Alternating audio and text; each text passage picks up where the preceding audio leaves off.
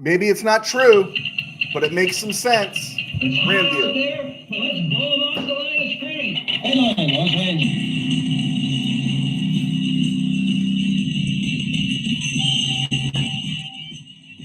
Live from the RamCave, I'm Joe Terosian, and this is RamView, the February 26, 2025 edition.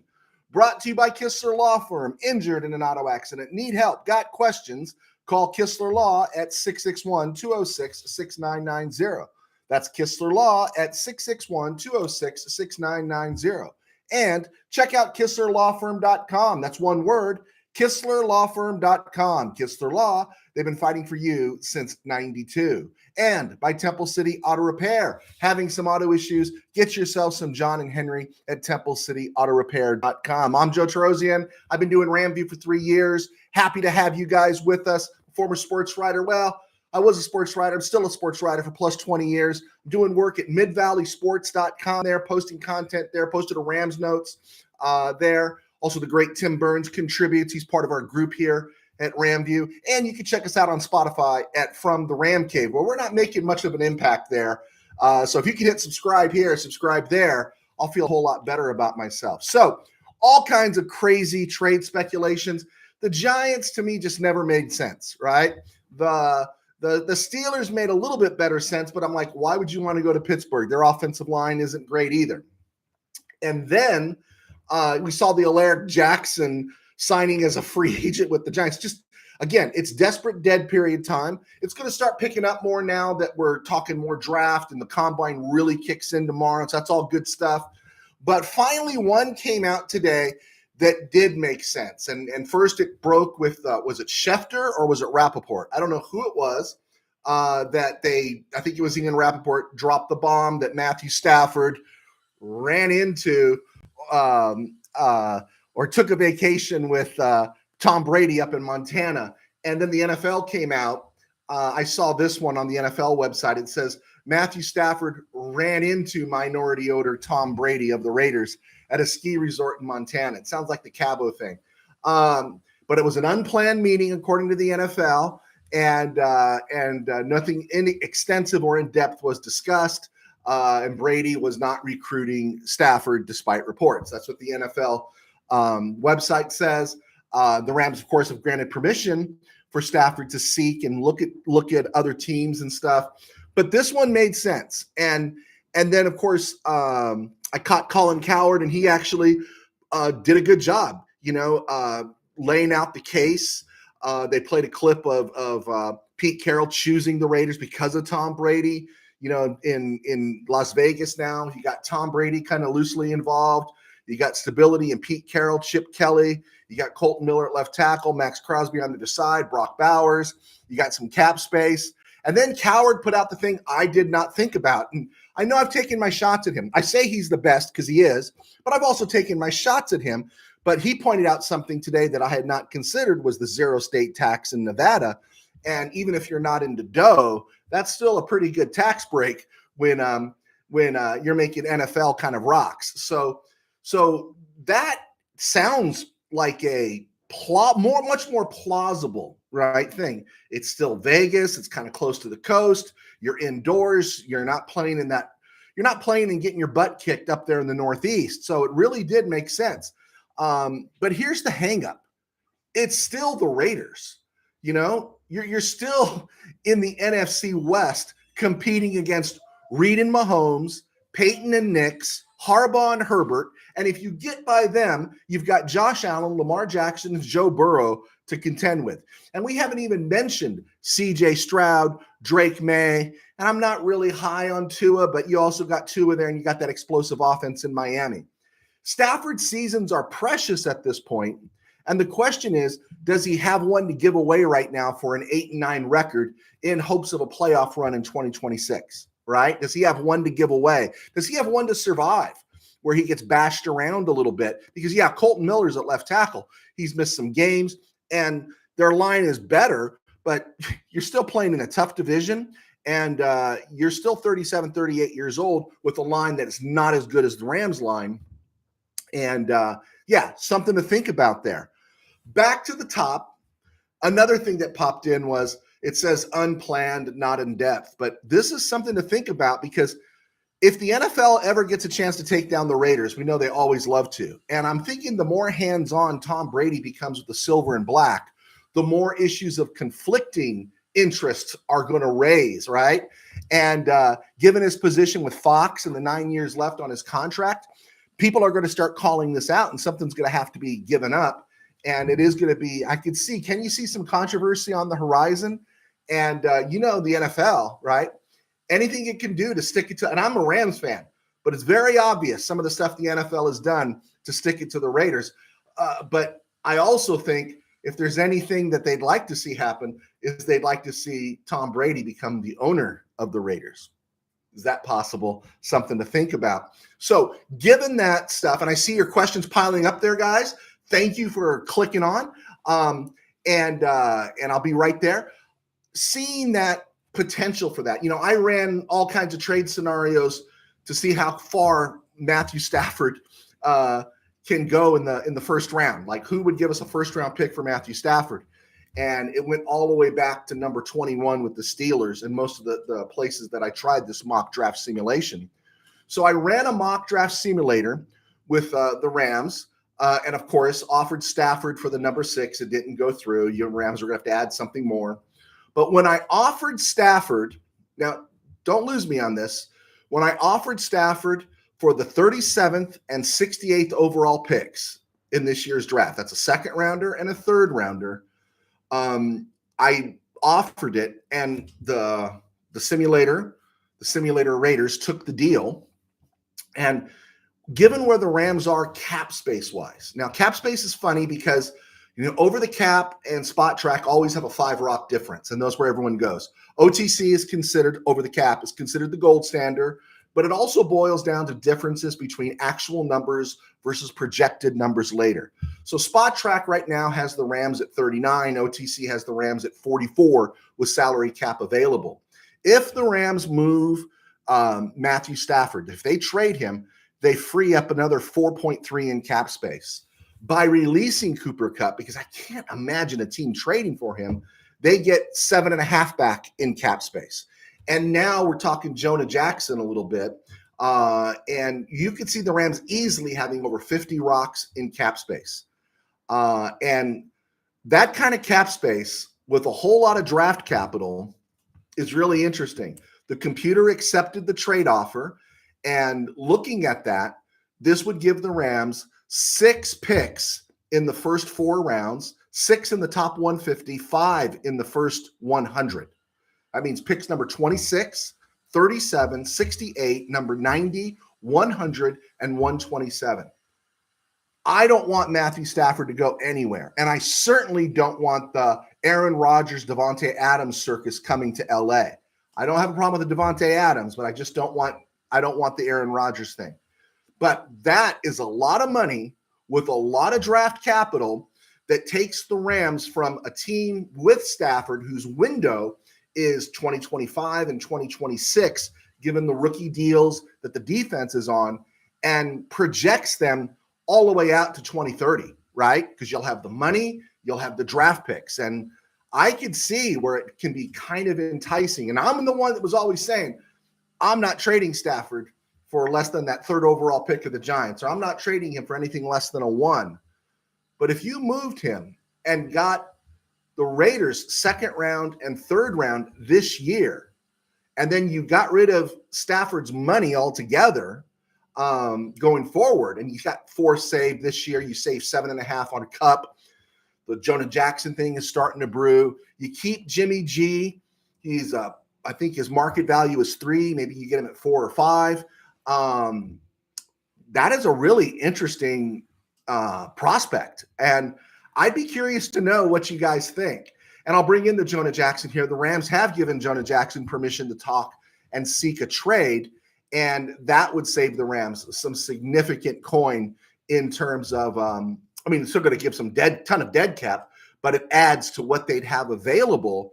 And again, I got to imagine the way the Rams plan long-term, it's Super Bowl window for 25, 26, give that up for competitive high-end competition or competitiveness going through the end of the decade. It's really interesting. I don't want to move Stafford.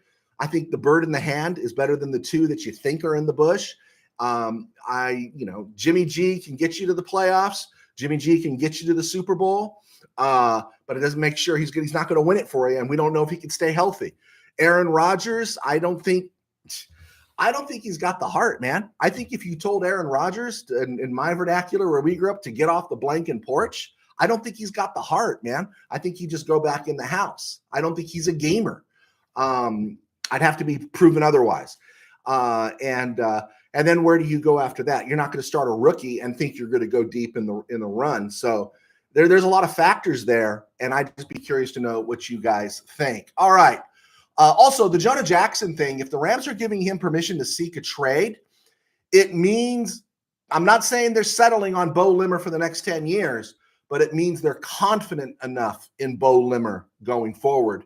And if he's on a UDFA contract, not a UDFA, a 6th round contract for the next 3 years, boy, oh boy, that is another price break the Rams are getting. So again, something to think about. All right, you guys are here. Pastor Joe, hit another stone groove again. Do I have to hit another stone groove? It was a stone groove, my man. Yeah, I like doing that. Steve Ramirez, give me the number 6. So you wouldn't do the 3768. I can't get the simulator, Steve, to give me the number 6. Maybe SpyTech will give me the number 6, but the simulators won't give me the number 6. So there we go. Michael Negretti, what's the latest news on Stafford? We just shared it. Bill, I am feeling like Stafford is gone. I'm still optimistic.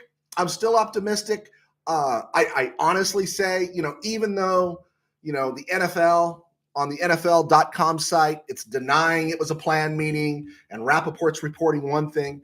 And like I said, I give credit. Colin Cowherd made a very persuasive case there. And I'm looking at potentials for things. I'm still Stafford. I'm still pro Stafford. I think Stafford's coming back.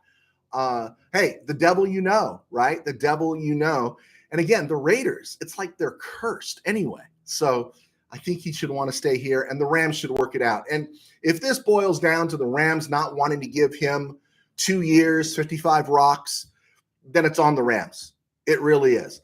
If he's asking for something like that going well beyond 2 years, then we're at an impasse. That's how I feel. Tim Burns, defensive line, linebackers tomorrow, anyone we need to look at. Look at Jack Kaiser, linebacker from Notre Dame. When I ran the mock draft that I'll share on the back half here, when I made the trade with the Raiders, I was at number 127, and I realized I have an opportunity to take a linebacker here, and I was familiar with Jack Kaiser. Take a look at Jack Kaiser. I think he played at Notre Dame for about 10 years there, Mr. Burns. ESG, I wish the Rams would sign Stafford already. These rumors are upsetting. Yeah, I wish you'd get it settled too. And part of me thinks that maybe it will get settled soon. I don't know. I'm optimistic, right? I'm optimistic. Tim Burns, Willie Bowen. If Stafford leaves, the LA Rams must get a veteran quarterback. Jimmy G or Aaron Rodgers? I'm a Jimmy G guy right now. I've never been a Jimmy G guy any time in my life, but next to Aaron Rodgers, and then just having him say, I'll bring Devontae Adams with me. It's like Devontae Adams at some point says, bro, I make my own calls, right? Just that sounded kind of gross, just the way they said it. Tim Burns, Jonah Jackson allowed to seek trade. What is going on with McSnead this offseason? I think Bo Limmer impressed them enough. And if they can get out from under some of Jonah Jackson's dough, maybe get a little compensation back, that's what they're thinking. I think that's what they're thinking. And so I'm not too upset about it. And I think we were talking a little bit about this a couple weeks ago. I was thinking, hey, bring Jonah Jackson back, because have we seen Bo Limmer's ceiling? Can he get higher, or is he Coleman Shelton, right? And that still has to be figured out. But whatever the case is, the Rams are a little more confident in him than they are in Jonah Jackson. And obviously, Steve Avila, it seems, moving back to center is no longer a discussion. Let's see. ESG. If Stafford goes to the Raiders, he's quickly going to find out why they call it a black hole. Yeah, how many years? I got a guy at Mid Valley Sports named Matt Katikian, and he's writing Autumn Winds. It's our Raider post, and we were just talking. It's like this is like the hardest time in history to be a Raiders fan. Everything just goes wrong for the Raiders, and the troubling aspect of it is you got your stadium, you got a city like Vegas. It's just, man, get it right. And I think from what I've heard, between Spytech, Carroll, Brady getting more involved, maybe Mark Davis taking his hands off even more, that this ship could be righted. Vegas, when they get it right, the Raiders get it right, Vegas is going to be huge for the Raiders. Totally huge. Yeah. Tim Burns, NFL doing away with chain gang and using some electronic system is not what I want in the NFL. Goodell is fiddling where it doesn't need to. Has that been cleared? Have they officially done that? I always thought there was something kind of suspenseful about the chain, right? I loved it. Call out the chains, and you're watching the thing getting measured. Why do we need to replace that? That doesn't take too much time. I'll tell you what takes too much time: the stupid sideline interviews with the coaches before and after halftime. Can we get rid of those and keep the chain gang? Unbelievable. Tim Burns, breaking news: Chris Cluey should have punted instead of going for that last yard to the committee member. Oh, man, you are pushing it, Mr. Burns. ESG, if they can get a trade for Jonah Jackson, that would be ideal instead of just releasing him. Yeah, I didn't go back and check the numbers. But, yeah, there's a difference between releasing and trading. You could also, if you release him, maybe you could designate him a post-June 1st release, which helps you out with the cap even more and everything. But if you get a trade, you'll do it. So something to keep an eye on. Let's see. Manuel Vasquez, do you think the holdup on Stafford's contract is the guarantees and the length or just the amount? I'm beginning to think, because, again, I refuse to believe the Rams are cheap. This edition of the Rams, I refuse to believe they're cheap. They're operating under the salary cap, and I'm sure they've got an overarching master plan for this cap going forward the next 2, 3, 5, 10 years, right? And I think a contract beyond 2 years, which I think would be excessive right now for Matthew Stafford, a contract beyond 2 years might be the hangup, because I refuse to believe the Rams won't pay Matthew Stafford 50 to 55 rocks for 2 years, 110 total, right? In this market, in this day and age, it just doesn't sound like that devastating as the cap continues to go up, as a good bulk of your team are on their rookie contracts, right? You're about to have a starting center who's a 6th round, making 6th round money, right? I mean, you're getting Jordan Whittington, who's making 6th round money. There's just all sorts of ways the Rams have been saving dimes here for the salary cap, not because they're cheap. So I think it might be length. That's what I have to think. Let's see. Tim Burns. As for Jimmy G, he was a short pass away from being a Super Bowl champion. So if we have to play him, I think we will be short-term fine. 1 year, 2, 1 year, I don't know if his body can hold up, but he's hardly played the last 1.5 seasons. So hopefully he's got a full season left in him. He's competent. He knows the system. McVay chose him and they trust him. And, if you can get a guy, if you get 5 picks in the first 100 and you can get a guy and start that developmental process, maybe we got something there. Is he the guy that's going to lead you back in the snow against Philadelphia? No, he's not. Those days are over, right? Those days are over. Let's see. Tim Burns, me Gronk me party, so me no unretire. Okay. Yeah. Gronk likes playing the Stooge on the Fox broadcast. Let's see. Willie Bone, Joe, you think the Rams will go after Von Miller? No. I mean, if he wants to come in for a cup of coffee, if he wants to wrap it up with the team that got him a second ring, sure, but they're not going to give him any dough. They're just not. They're not going to give him any dough. Would I mind having him as a spot guy? Yeah, I think it would be great, right? But I don't think they're going to give him any dough. Bill, I think the Rams are going to ask for 2026 draft picks and go after Arch Manning. Man, they could, but man, we still haven't seen Arch Manning play. I mean, That to me is, man, I joked with my wife when I went to Vegas for the Super Bowl. I said, "Oh, I'm taking the mortgage money and I'm going to see if I feel lucky." And she said, "Great, just make sure you win, because if you don't win, don't come home," and stuff. And that's what it feels like. That feels like going to the roulette table. Michael Negretti, Pastor Joe, I would go with 37 pick instead of the 6 pick, but I want Stafford back. I don't know how to make that work, Chief. I don't know how you make that work. Oh, you'd rather have Stafford. Okay, yeah, me too. Willie says hello to Manny. Happy to facilitate that, guys. Mike Negretti, trade Jonah Jackson. Spent too much money on a person who gets hurt. It's done. Chris Childers, great to have you back, Chris. I hope you've subscribed. Thank you for being here. We need a good middle linebacker. I like Omar Speights. I think Omar Speights is going to be better this year. I'm good with Roseboom if they can re-sign him. I think I'm done with Troy Reeder. But I did ask Mr. Burns, who's doing Rams notes for us at Mid-Valley Sports, I did ask him to take a look at Jack Kaiser, who could be available in the 4th round, which seems excessively high for the Rams, because the Rams do not have a drafted linebacker on their roster. They're all UDFAs.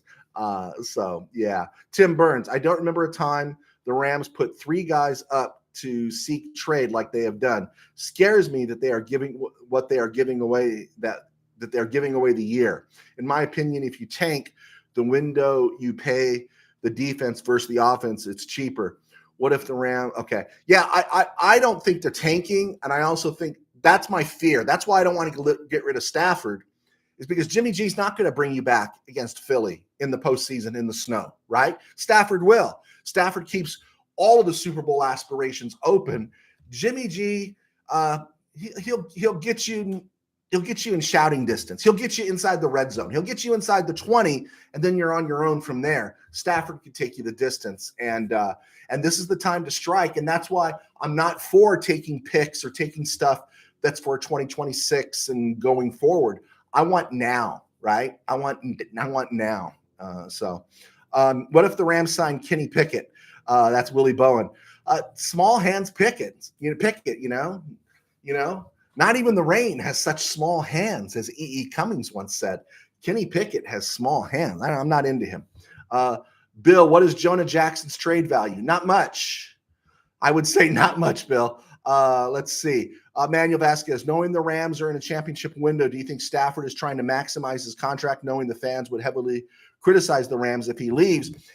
That could be it, but here's the thing. He's cutting his own throat. If he maximizes to the point where he can maximize, he would be justified in this market and in this world to ask 60 Rocks. He's absolutely justified. When you look at the slop that they're throwing to quarterbacks these days, right? He would be justified. But in the end, he's hurting himself if you can't keep a quality left tackle, if you can't get a high-end receiver, because Cooper Kupp's on the downside. Everyone knows that. That's why they're moving off to get another receiver to complement Nakua, whose game lends itself to getting hurt. He's hurting himself if he does this. And so he can leverage, but I think he's hurting himself. ESG, Stafford should look at the teams that are interested in him. They have awful offensive lines. Yeah, they do. And again, the one team that I got persuaded on a little bit today with a deeper dive, and again, that was Colin Coward. It wasn't me. It brought me into the loop there. There's some good points there about the Raiders, some really good points, but it's still the Raiders. Yeah, that's true. So, all right, let's keep rolling on here. I probably won't. Well, I didn't think I'd go this long, but I am. All right. Not interested in Jair Alexander. I've heard that floated for a couple days. I think they posted it on Rams Wire. I didn't look at it. Last I saw, Jair Alexander is a plus 25 cap hit right now for the Packers. I don't need that kind of, and Alexander the last 2 years has hardly played. We go back a couple of seasons, 3 seasons. That's really interesting. But no, if Jair Alexander gets put in the street by the Packers for some reason, I think they're looking to trade him, not necessarily cap casualty him. I'll sign him as a free agent, right? But something tells me he might be trending that Marshawn Lattimore way, right? Marshawn Lattimore, we saw him look very mortal. And so I'm for keeping Darius Williams, re-signing Ahkello Witherspoon and seeing what we got in and obviously Kobe Durant, and then seeing what we got in Emmanuel Forbes, right? And then see if Wallace can develop, see if THT can come back, see what Darian Kendrick has coming back. So something, again, there to think about. Shedeur Sanders. It's funny, in the mock drafts that I'm looking at, all the mock drafts I'm looking at, he's going top no later than 6. No later than 6 in all the mock drafts I'm looking at. But when you hear people talk, Albert Breer and others, they're all saying, he's Teddy Bridgewater. They're all saying I've heard more conversation in the last 72 hours about Shedeur Sanders' arm. We are going to be posting probably tomorrow morning Tim Burns' breakdown on Shedeur Sanders, and it's an issue of he's accurate, he's experienced, but he doesn't have that big arm. And I don't necessarily believe you'll always need a big arm, but where do you draft this guy? And so Shedeur Sanders is really, really interesting, really interesting. And then there's just the Sanders stuff that comes with it. The Saints, their GM Mickey Loomis said today about Derek Carr, we feel like we've got a guy we can win with, right? Just give me a cup of coffee and another day on the calendar, and I'm ready to go. When Kellen Moore, when he was hired, he was kind of somewhat ambiguous and non-committal about Derek Carr. So it kind of lets you know Mickey had a talk with Derek and said, I know, Derek, you want a better car, but all I got right now is this Pinto Runabout 1973. Maybe we'll get you up to a Chevy Monza 76. Maybe we'll get you, up to a 78, 280Z. But right now we're kind of stuck with the 73 Runabout, Pinto Runabout, which is Derek Carr. I can't afford anything else, right? And then, of course, the 49ers are in negotiations with Brock Purdy, and I think that's awesome. I think Brock Purdy's a very competent quarterback. I think people take shots at him that, I think they don't respect him because everyone was wrong about him. Everyone's got to defend the reason they want to see him fail. But I will say this, he's got a ceiling, right? Does he scare you as a Ram fan? Does it scare me as a Ram fan? Not anymore. He's got limitations. He's got a ceiling, and we see it. And so if they want to commit 50-plus rocks or high 40 rocks to him over 3 or 4 years, and they're talking to him now, I say let it rip, right? We want them in cap hell. And Brock Purdy, I don't know if Brock Purdy's that guy. So let them think he's that guy and everything. And you got to figure the 49ers, after that huge dive they took when they went full Luganis and dove in on Trey Lance a few years ago, they're probably thinking themselves, one in the hand is worth 2 in the bush, right? We've got this guy. We know what we've got. A little bit more mobile than Jimmy G, a little bit better passer, I think, than Jimmy G. But we don't know what else is out there, right? So also, I missed this real quick here. John Feliciano, now a former 49er right guard, announced his retirement last week. I missed that. He's saying he can't go a full season anymore, but he indicated he would be available to both Fog City and Buffalo if they needed a late season plug-in, an a la Eric Weddle type thing. So maybe John Feliciano is not completely dead. All right, franchise tag, we're in that window, goes till March 4th. NFL Combine starting to pick up. Everything happens tomorrow. Legal tampering starts March 10th. New league seasons March 12th. Ram bonuses are due. I think I need a correction on this because I didn't write it down. It was just in my head. Ram bonuses for due for Cup and Stafford are like March 17th. So that's where they had to kick in a bunch of roster bonus money to them. So I would expect action very, very soon on that end. And then, of course, we have league meetings at the end of March and then the draft March 24th. All right. Other questions have rolled in. I do appreciate you guys being here. Let's see what else we got. Let's see. Bill, if the Rams get a lot of picks for Stafford, do they trade those picks for proven players? Okay, that's a great question. That's a place you can get into a discussion about, Bill. In terms of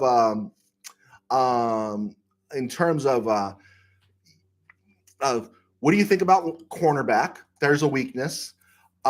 Rams don't value the linebacker position. Like I said, I think they signed a free agent guy that was drafted by the Browns a few years ago. He was actually drafted 5th round or something. But everybody that's been playing on this roster is a UDFA. And so the Rams don't value that position. So I don't know if they would make a big trade. I think they'd go out and find a guy like they found Omar Spates. Omar Spates would have been drafted if the draft was redone. He probably would have gone 5th round, I think. And he's going to get better. And so that stuff's pretty good. So there's linebacker. You're not going to trade for a safety. Rams have their edge guys. I don't know if you need an all-star toilet clogger there in the middle. You just need bodies you could rotate in, just fat bodies, right? And Ashawn Robinson, Greg Gaines, you need guys that can stuff the run. So I don't know if those are trade prospects. Another receiver, though, is an issue, right? I think early on in the offseason, when the Rams season ended and we were in Super Bowl zone there, we talked a lot about, hey, would you give up pick number 26 for Garrett Wilson? And I think a lot of us were all in on that. And then everything heated up with Matthew Stafford, and that's kind of been blown out of the water. And most of the mock drafts right now, everyone's projecting the Rams to take a tackle. And when you look at who they project them to take, they're mostly left tackles. And so are they projecting the Rams to lose Alaric Jackson? Because honestly, I would not, if you're going to replace Alaric Jackson with Cam Robinson, you need to have your head examined. I mean, that's just stupid, right? I just think that's crazy. So you're going to draft a left tackle and hope he's up to speed at playing left tackle in the NFL. And again, I'll say it, my Rams PTSD at left tackle, Alex Barron, Jason Smith, Greg Robinson. So you're going to hope that left tackle is going to be competent enough to take you deep into the playoffs, where Alaric Jackson is the guy you got to sign. I could see drafting a right tackle, but 1st round for a right tackle, I don't know. I do not know. So who do you trade for? So I'm thinking a receiver. That's what I would trade. That's a really good question, Bill. Or do you bundle 5 picks? Let's say you trade with the Raiders and you get pick 37 and 68. So then you've got 5 picks in the first 100. Do you bundle them and move back into the 1st round and get to 9 or 8 or 7 if there's something there that you really, really, really want? So that's going to be a question that I think is going to be on everyone's mind, Bill. Chris Childers, all right. I think Aaron Rodgers would be a good backup to Stafford. Do you think his ego would have him do it? I'll tell you a scenario. Either Stafford stays or Jimmy G becomes the guy, right? And we're going to be in week 13, and no one wants to deal with Aaron Rodgers, and Aaron Rodgers doesn't want to sign. And then either Stafford or Garoppolo goes down with the Rams, and the Rams are like, 9-4, and then Aaron Rodgers comes in, and he's the guy we sign down the stretch. He's the McVay rehab for 2025. Maybe something like that would happen. Tim Burns, Stafford at $50 million is fine given the new cap. If not him, Rodgers is my 2-year window guy. Jimmy G, as good as I think he still is my 3rd option. Okay, Mr. Burns, we disagree, but I'll still respect you. Manuel Vasquez, Jimmy G would have showed to be better player than Purdy had he had McCaffrey in the backfield. Oh, so yeah, hopefully the 49ers do overpay him. Great point there. That's a great point. He didn't have McCaffrey, did he? No, because obviously the last Super Bowl was Purdy, and then in 2019, no, they did not have. They were still running, the Raheem Mosterts and all those different guys back there in 2019. So good point, man. That's a good point. That's something to think about. I like the Rams offense better right now than I do the 49ers. And so, yeah, I think, okay, Jimmy G becomes quarterback. You give him a healthy Puka Nacua. Jordan Whittington goes in the lineup. You sign a cap casualty like Devontae Adams. Maybe you draft Colston Loveland. You're not going to get Tyler Warren. Maybe you draft Colston Loveland at number 37 or someplace in there. And maybe you drafted a home run back to share some times, give some more depth to that offense. And suddenly you got a lot of weapons around Jimmy G, right? Yeah, good point there, Manuel. Michael DeGrady, what wide receiver would you take in the draft, Pastor Joe? I really like Jack Beck. I like some of the guys that Mr. Burns has pointed out. You know, there are those guys that aren't they're not the sexy sports car kind of guys. They're more the Chevy truck kind of guys. And you know, they block, they do other things. One of the guys though that he's a little bit small, but he's a burner. Figures to be a slot guy, and he is a return guy. And I saw him play at Oregon. You did too, Tez Johnson, and he looks like a third or fourth round guy. And I think I picked him in my mock draft here that I'll show you in a second, or speak to you about in a second here. But I kind of like Tez Johnson deep at 26 after the kid Luther Burden. I don't know if there's a whole lot from Missouri. If there's something you want to take in the first round, I think there's more value if you move back. So that's where I'm at on that. I'll let Mr. Burns chime in there on that one. Okay, let's keep rolling along here. Mock drafts came in again, and all I am seeing, Josh Connerly, Josh Simmons, Josh Connerly, one for Donovan Jackson, Josh Connerly. It just keeps going that way. The very first mock draft that I saw from CBS Sports January 9th was Jalen Walker. And in this mock draft I did, because Jalen Walker is this Georgia, he's kind of a hybrid linebacker edge. And I've seen Jalen Walker as high as inside the top 10, and I've seen him further back. But he's a combo. He can play edge, and he can also play off-ball linebacker. And if he's as talented as they say, he would be an interesting pairing with Omar Speights, right? For a couple of years there, playing on some rookie deals, if he is what people say he is. I don't know, but that would be kind of interesting too. But he was the only one that really popped up in these mock drafts. But, man, they're almost boring to look at these mock drafts. Dynasty Nerds, which is kind of a very small website, or one I hadn't heard much. They got the tackle from Minnesota, Arante Irsay, and then a guy from on3.com had Joshua Farmer, defensive tackle, FSU, 6'3", 314, going to the Rams at 26. I haven't seen him anyplace else, but thought I'd throw that out to you when you're looking at mock drafts. And then here we go. This is what I came up with. I did 4 rounds with the mock draft, which means I actually made 6 picks instead of 5. Usually I'm just the top 100, but I did. I included the 4th round pick because it's a number 127, so it would be 6 picks inside the top 150. That's a lot of draft picks, right?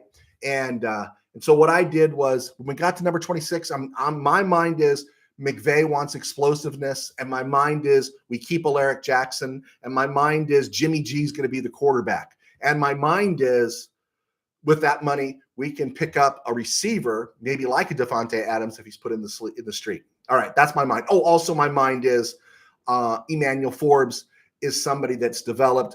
Akil Witherspoon comes back. Kobe Durant is there. Darius Williams is there. So this is what I looked at because I'm thinking offense future. All right. Number 26, I took the North Carolina running back, Omarion Hampton, running back. He's explosive and would just add more depth to the Rams running game, supply a home run potential. Colston Loveland at number 37. I'm loath to draft tight ends in the first round, but the second round, there's been some nice pickups there. Loveland has gained a lot of attraction, and I would not take him at number 20 or number 19 or number 21 or number 26. But at number 37, I took Colston Loveland. So there's another weapon there for Jimmy G. And then at 68, I took Jackson Dart. And I took him in the 3rd round, right? So I didn't take him in the 1st round or the 2nd round. 3rd round, Jackson Dart was there. I like him. You know, someone was saying that Shedeur Sanders is the black Jackson Dart, or Jackson Dart's the white Shedeur Sanders. I think Shedeur Sanders is better. But I like Jackson Dart, considering you're not going to be able to draft Shedeur Sanders. So that one's interesting. And then at number 90, 3rd round, I took Tez Johnson, Oregon. And then the one I felt like I reached on was Deone Walker, defensive tackle, 6'6", 3 or 6'5", 345 for Kentucky, and his stock plummeted a little bit after the season, but he would be the perfect run stuffer, right? Put a 6'6", 345 guy there, not only to stop the run, but maybe knock down some passes. And then at number 127, I took Jack Kaiser. Let me see if I can drop that in the comment box. They're a little bit not so pleasant there. I got it in there. There, guys. I dropped it in the comment box. My my mock draft that I did if the Rams were to trade Stafford for picks 37 and 68. All right. There you go. Let's see. Chris Childress, Rams wide receiver ground would be great with Adams. Yeah. I don't want Aaron Rodgers, but I think Davante Adams would say, man, I got a chance to get a ring here. Even if you keep Stafford, I would still make a move for Davante Adams. And Davante Adams would be a fool to ask for the moon, right? Dude's made his money. His issue is relevance. And honestly, the way it is for receivers, when you think about the Hall of Fame, we still got Torrey Holt waiting to get in. Great receivers. There's such a glut of retired great receivers that are waiting in the foyer, trying to get into Canton, and there's just not enough room for them. And of course, they butchered it this year. They should have took 6 candidates, but or 6 inductees, but they didn't. And Davante Adams leaves the NFL without a ring. He's just another guy, right? Good, but he's another guy. More talented than Jordy Nelson, right? But is he remembered any more than Jordy Nelson? He's just a guy. You know, Sterling Sharp just got in, right? And you know, he's just a guy.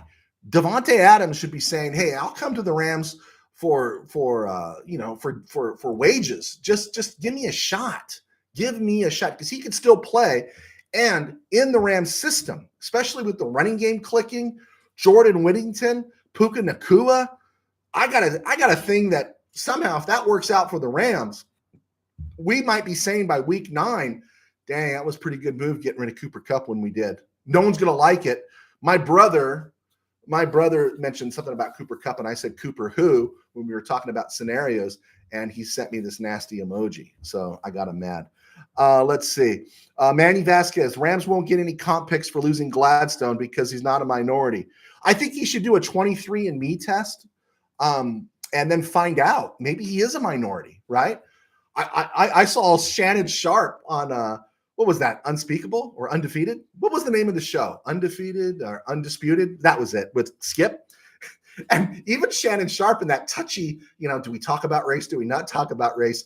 When the 49ers got 2 third-round picks for Mike McDaniel, even Shannon Sharp said, dude doesn't look like a brother to me. I was kind of surprised, right? And John Lynch and Kyle Shanahan are going, yeah. So my advice to Jackson or to Gladstone would be, take a 23andMe test, spit in the vial and send it back.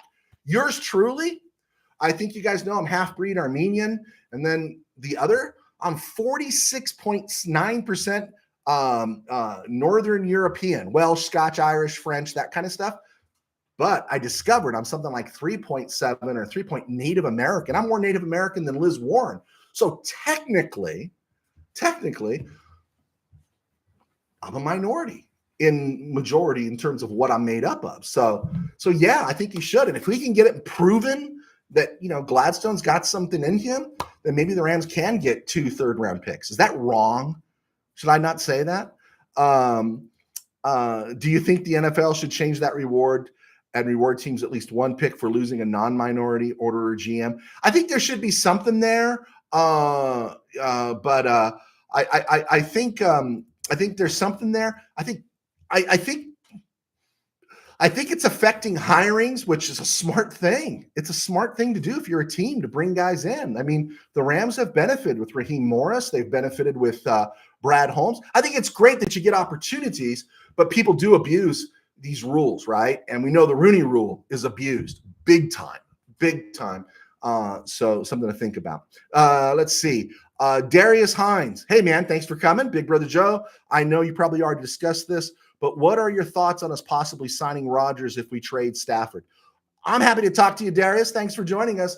My thoughts are I'm not a Rodgers guy, and I don't want the Rodgers. I didn't like the way he said, I'll bring Davante Adams with me. Like, Devontae Adams has to be Aaron Rodgers' sidekick. I know they're friends, but it's like, Devontae Adams is his own man. Maybe he wants to go someplace else. Maybe he works for meal money and goes to Chicago because they're building something there. Maybe he wants to do something else instead of just follow Aaron Rodgers. I don't want the Aaron Rodgers circus. I don't.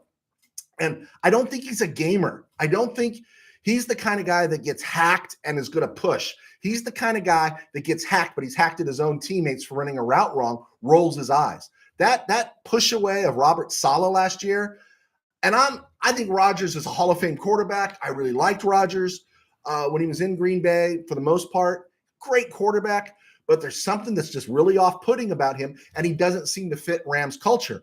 And would he fit Rams culture? Would he give up his trips to Egypt during minicamp? Would he stay off the ayahuasca? Is he still going to keep doing Pat McAfee? Will he keep doing all that stuff? Will he do those things? And then we have to bring in his boys. Does this mean we got to bring in Alan Lazard, right? Does this mean, what does this mean? What do you got to do here? We got to make sure Aaron Rodgers is happy. I'm leaning more Jimmy G. Jimmy G knows the system. Jimmy G has proven in the last 5 years he can get a team to the Super Bowl.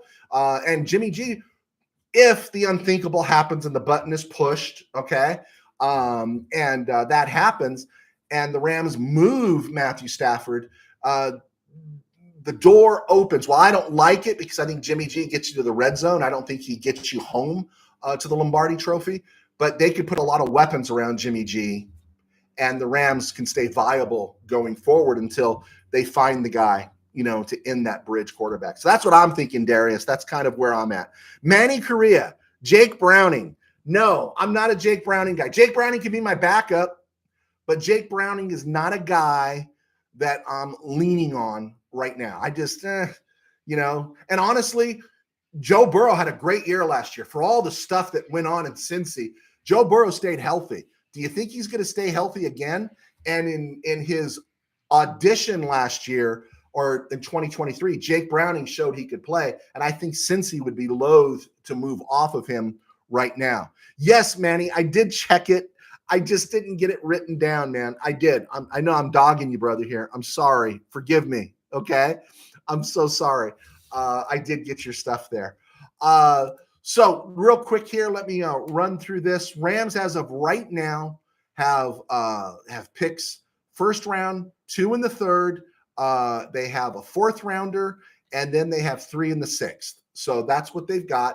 And they're free agents. They still have to sign Jimmy G, Michael Hoyt, Christian Roseboom, John Johnson, Hunter Long, Akila Witherspoon, Bobby Brown, a little more significant than some people think, Neville Gallimore, Demarcus Robinson, Tutu, Joe Noteboom, Troy Reader, Ronnie Rivers, and yes, Christian Roseboom is in there. Someone to keep an eye on. Again, the idea of giving Jonah Jackson the opportunity to move on, right? Okay, maybe save some space. Rams move on and everything. So they go from there. And then the guy that didn't play a down this year that you've heard some positive things about, KT Leviston, right? KT Leviston could be, that backup guy along the interior line. I'm not saying center, but he could be that backup guy. Justin Diedick played really well. The UDFA out of USC, who was a center, played left guard until Avila came back. Wasn't great, but these are quality backups. And then you're talking Warren McClendon, right? Warren McClendon can do a solid job at right tackle. So there's things there. I'm not saying the Rams shouldn't draft a tackle. I don't want to see one taken. If you can re-sign Alaric Jackson. So that's where I'm at on that. Okay. All right, Manny, did you check out Will Levis? No, I'm not a Will Levis guy. Who I'd like a run at for a couple of years? I'd rather run for Zach Wilson than Will Levis. I something about Zach Wilson tells me that story's not done yet, and he needed maturity and he needed a steady hand, and it looks like he's probably getting that with Sean Payton and stuff. I don't know if he's a free agent or what his status is right now, but I didn't like Will Levis that much. Darius Hines, I wouldn't be too upset with Jimmy G either. I also feel like McVay could convert Rodgers like he did with guys like Talib Peters, Sue, Ramsey, and to a lesser extent OBJ. You got a point there, Darius? Yeah, I just think Talib played for a champion, right? He got a ring in he didn't get it in Denver. Did he get it in Denver or did he get it in New England? But he was a champion. And I know Rodgers was a champion, but it was a long time ago.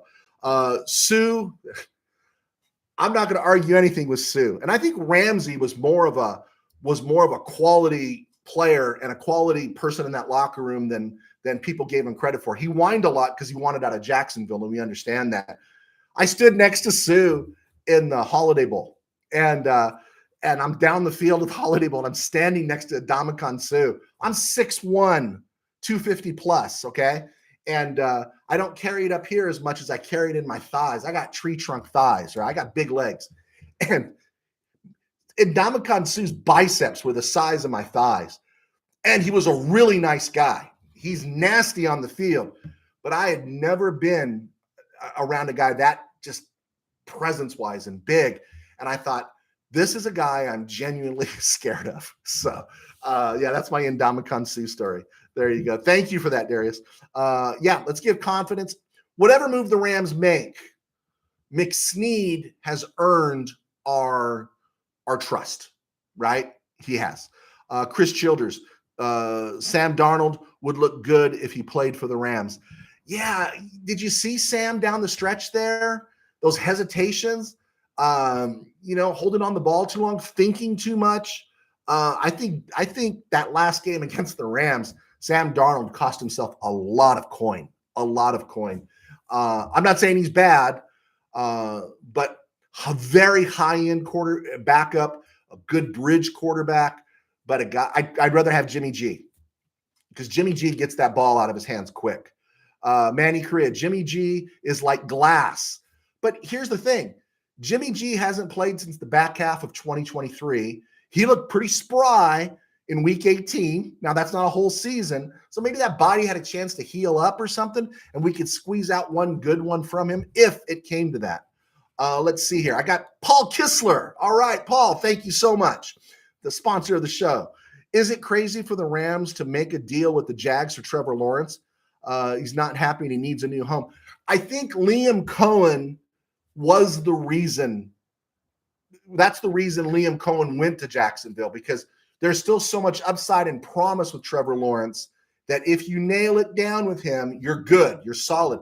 And he's costing a lot of money right now. And I don't know what the Rams would have to give up to get Trevor Lawrence. Maybe I should run that through a simulator. I'll run that through a simulator and come back on Friday and see what that would be. But I don't think Jacksonville's looking to market Trevor Lawrence. Trevor Lawrence is their only marketable guy.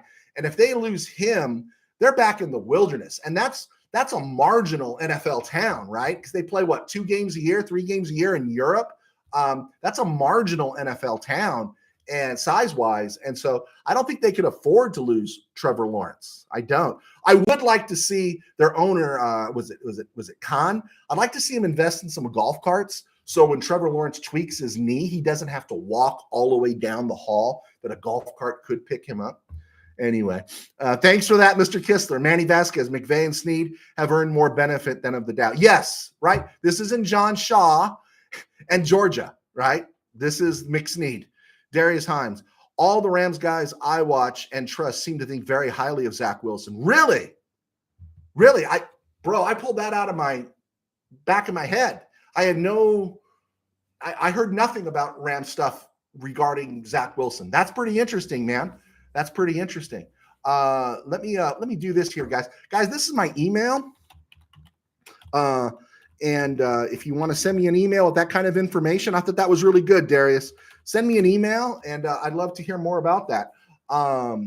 Let's see.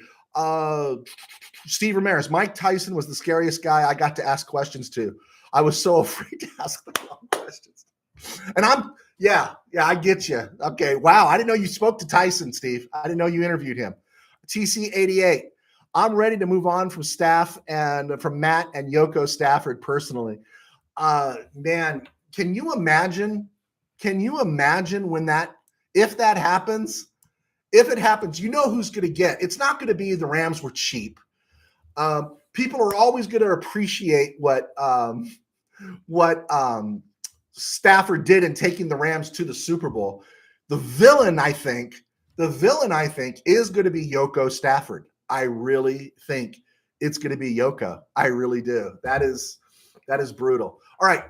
I'm at the 55-minute mark on a show I thought was going to go 30 minutes. You guys are awesome. I love answering your questions. I love rapping with you guys. I wish we could do it live. I guess we could at some point. There's online radio.